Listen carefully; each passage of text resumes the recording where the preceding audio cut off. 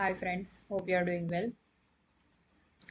So the reassessment saga continues और एक recent development में दिल्ली हाई कोर्ट ने दो अलग अलग केस में बहुत ही अलग अलग और इंटरेस्टिंग रूलिंग दिए हैं।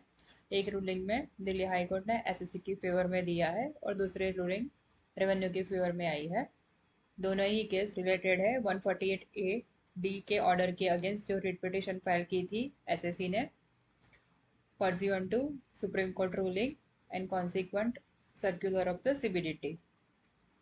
So let's see both rulings today in this video. So let's get started. So first ruling है टचस्टोन होल्डिंग्स प्राइवेट लिमिटेड के केस में डेटेड 9 सितंबर 2022। ये रूलिंग रेवेन्यू के फेवर में है और एसएससी की रिट पिटिशन को डिसमिस किया है, बट ये एंटायरली एसएससी की अगेंस्ट में है ऐसा नहीं बोल सकते। ये मैं क्लैरिफाई करना चाहूँगी। I am just reading last para of this judgement, उससे आपको ज़्यादा क्लैरिटी मिलेगी।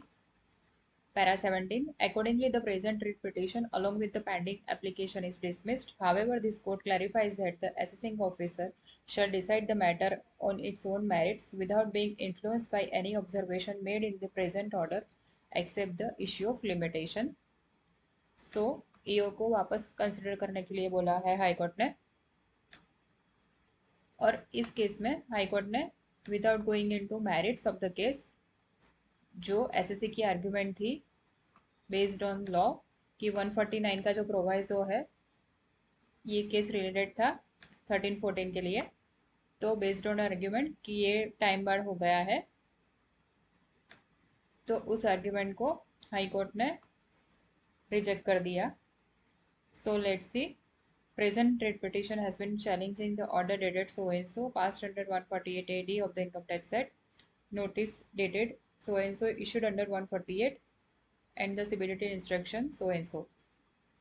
Learned senior counsel for the petitioner said that the information regarding petitioner's alleged transaction with BDR Builders and Developers Private Limited for purchase of shares amounting to so and so is factually wrong, as there was no transaction of any sale or purchase of shares in the assessment year under consideration. He states that the petitioner has no concern with the transaction set out in the notice dated so and so, as the same were undertaken by the petitioner's shareholders, and the SSC has no concern with the transaction. ये factual matter हुई first para में। उसके बाद उन्होंने जो technical लेक्यूरा है वो बताया है। एसएससी का कंटेंशन ये था। He also submit that the first proviso to section 149 as amendment by the Finance Act 2021, no notice for the reassessment can be issued for EY 1314 as the time limit for initiating proceedings expired on 38 March 2020 as per the section 149 as it stood prior to amendment by the Finance Act 2021. He therefore contends that the present proceedings initiated by the respondent pursuant of the initial notice dated so and so and the judgment of the Supreme Court in case of Ashish Agrawal are time barred. Learned Senior Counsel appear for the revenue submits that Section 3 of the TOLA applies to the unamended provision of the 149 as is stood prior to the amendment by the Finance Act 2021, and therefore the initial notice dated so and so and the proceedings taken in continuation as per the judgment of Ashish Agrawal are not time barred. He further states that the information pertaining to the petitioner, which is a part of the BDR group, is duly reflected in the investigation report, and the said BDR group is in the business of providing accommodation entries, and as per the revenue the petitioner received bogus share premium and capital of rupees so and so. He stated that in these facts no interference is warranted with the writ proceedings.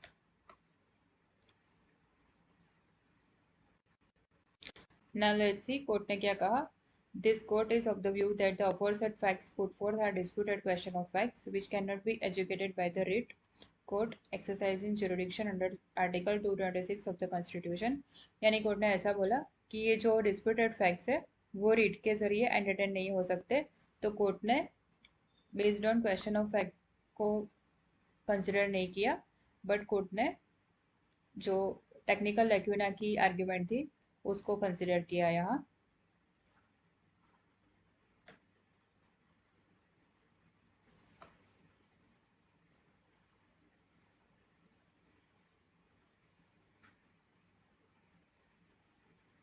Further, the contention of the learned senior counsel for the petitioner that the present proceedings are time barred is not correct in the facts of the case, which pertains to EY 1314, and reassessment proceedings were initiated during the time limit extended by the TOLA. The provisions of the Section 149 as read prior to the amendment are read as under. Thus court has held that कि जो time limit है टोला की extend हुई थी तो वो 31 मार्च 2020 को ख़त्म नहीं होती, बट उसको एप्लीकेबल होगा 30 जून 2021 को.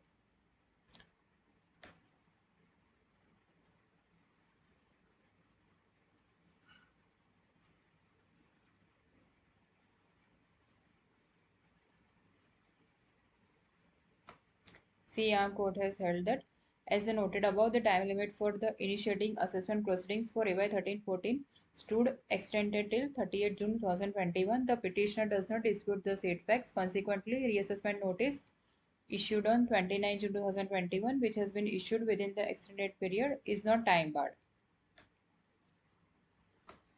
The petitioner's challenge to paragraph 6.21 of the CBDT instruction is not maintainable. The contention of the petitioner that EY 1314 become time barred on 31st March 2020 is incorrect. Time period for the assessment stood extended till 30th June 2021. The initial reassessment notice for the EY 1314 has been issued to the petitioner within the said extended period of time limitation. Supreme Court has declared that the said reassessment notice be deemed as a notice issued under 148A of the Act and permitted revenue to complete the said proceedings. In this case, the income alleged to have escaped assessment is more than 50 lakhs, and therefore the rigorous Section 149(1)(b) has been satisfied. Accordingly, the present writ petition along with the pending application is dismissed. However, this court clarifies that the AO shall decide the matter on its own merits without being influenced by any observation made in the present order except the issue of limitation. यानी court ने ऐसा बोल दिया कि जो SSC की argument है कि AY 1314 को ये 149(1) की जो टाइम लिमिटेशन है, जैसे कि आपको पता है फाइनेंस एक्ट 2021 में जो अमेंड हुआ है 149(1), उसके अकॉर्डिंग जो टाइम लिमिट है यहाँ ये प्रोवाइजो में provided that no notice under section 148 shall be issued at any time in a case for the relevant AY beginning on or before 30 April 21 if such notice could not have been issued on account of being beyond at the time limit specified under provisions of the clause B of subsection 1 of this section as just to immediately before the commencement of the finance year 2021. यानी court ने ऐसा बोला कि ये proviso इस case में applicable नहीं होगा क्योंकि टोला एप्लीकेबल होगा 30 जून 2021 को, और चूंकि सुप्रीम कोर्ट ने बोला है और सीबीडी के इंस्ट्रक्शन में भी बोला है कि अगर 50 लाख से ज़्यादा है तो 1314 का आप केस रीओपन कर सकते हो. That's why court held that कि ये रिट मेंटेनेबल नहीं है, बट स्टिल कोर्ट ने ऐसा लास्ट पैरा में बोला कि ईओ को case based on merits decide करना होगा. सो एक इंटरेस्टिंग जजमेंट हुआ रेवेन्यू के फेवर में. Now the same court, the same judiciary, the same bench has deliver another judgment in favour of SSC and against the revenue. Let's see that judgment. So ये दूसरा judgement है साहिल सिंगला के case में. ये deliver हुआ है 29 सितंबर 2022 को, सेम बेंच ऑफ जज. So let's see this case. This is again a writ. Present writ petition has been filed challenging the order passed under section 148 AD of the IT Act dated so and so, and the notice is issued under section 148 for the AY 1617. The previous case was pertaining to 1314 और ये 1617 का case है. Learned counsel for the petitioner states that the letter dated 22nd May was issued by the respondent forwarding one page taken from inside portal giving case is related to information details. She points out that these details pertain to some other SSC named so and so and not the petitioner. Inside portal से EO को information मिली थी, उसके according EO ने reopen किया था case. Learned counsel for the petitioner states that though the reassessment is being sought to be carried out on the allegation that the petitioner had made fictitious purchases of unlisted shares through an entity named so and so, yet the factual position is that petitioner has not made any purchases of unlisted shares in the year under consideration through so and so. She further states that the petitioner has not claimed any exemption under section 1038. Learned counsel for the petitioner stated the petitioners being an individual, no benefit could have been arised to him by fictitious purchases unless some amount comes in into bank account, which is not a fact on record. ये सही बात है कि individual है तो unlisted share की company का purchase करके उसको क्या फ़ायदे मिलेगा. She also stated that allegation is for the amount less than 50 lakh and hence notice dated 20th June 2022 and subsequent notice dated a time bar limitation as per the amendment 149. यहाँ देखिए 1617 का case है, फिर भी जो council है उसने argue किया है कि ये 149 के लिमिटेशन में आएगा तो टाइम बार होगा. Issue notice. Learned counsel for the respondent revenue accepts notice. He is directed to produce relevant record on the next date of hearing.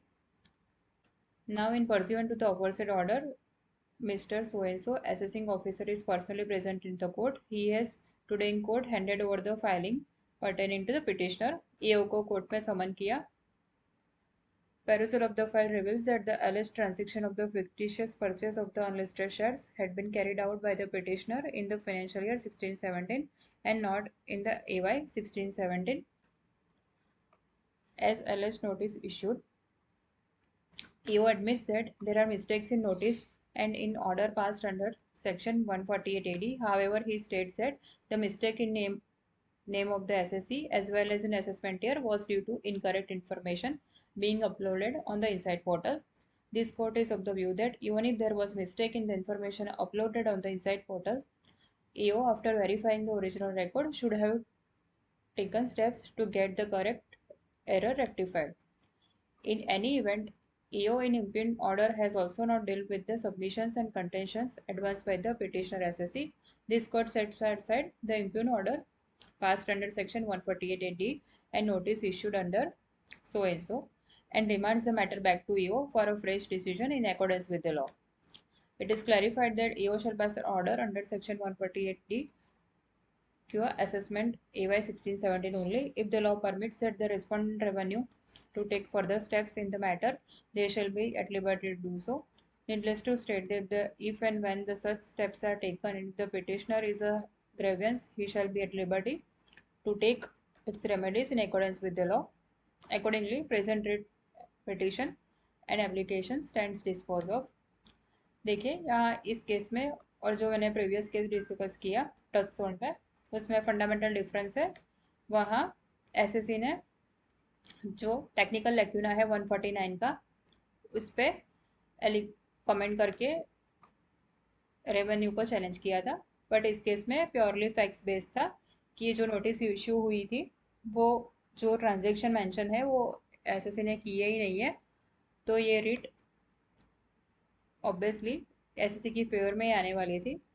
और इंटरेस्टिंगली इस केस में ईओ को समन किया गया कोर्ट में और ईओ ने अपनी मिस्टेक को एक्सेप्ट किया कि ये एसएससी भी गलत है और ये ट्रांजैक्शन भी पूरा गलत है.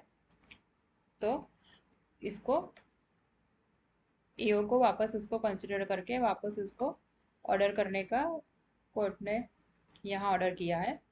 So both this cases are totally different.